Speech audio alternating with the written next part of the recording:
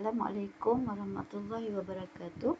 Hari ini saya akan buat satu tutorial untuk guru cara menyimak tugasan yang dihantar oleh murid. Tugasan dalam bentuk kuis.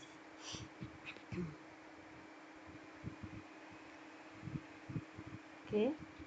Pergi pada portal www.portal.mui. Masuk login, log masuk, ambil akaun kita guru, pergi pada menu guru. Okey, di sini ambil aktiviti, ambil classroom, klik mula. Okey, di sini tukar akaun kita.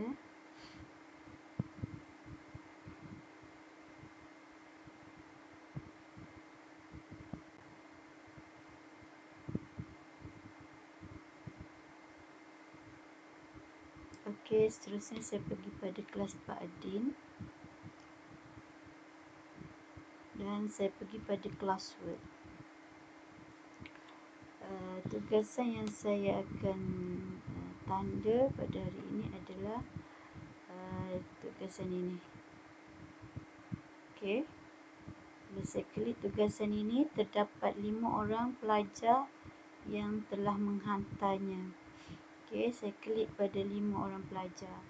Okey, bila kita klik 5 orang pelajar yang telah hantar, kita pergi kat sini ya.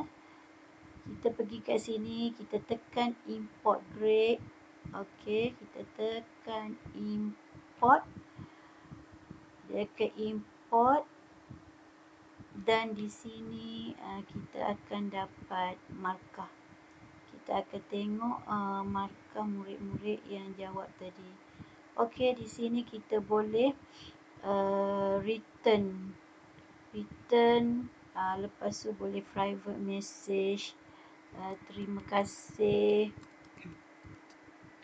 kerana menjawab, contohlah kerana menjawab soalan dengan baik. Okey, return.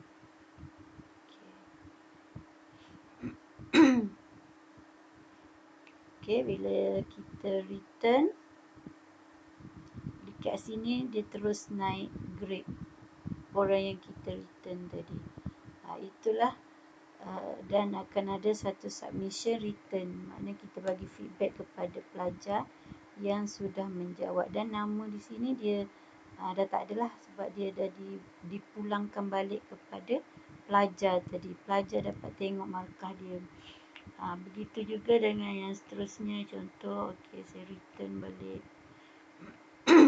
Tulis lagi tahniah.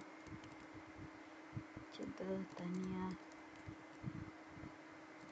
Okey, return. Okey. Bila di sini kita akan lihat jumlah yang di return, dan ada lagi 3 yang sudah di grade, yang lain tak grade. Dan amat mudah sekali menggunakan kuis kerana penandaannya agak cepat.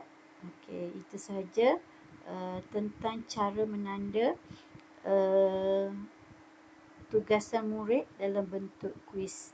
Semoga dapat memberi manfaat. Jangan lupa share, like dan subscribe.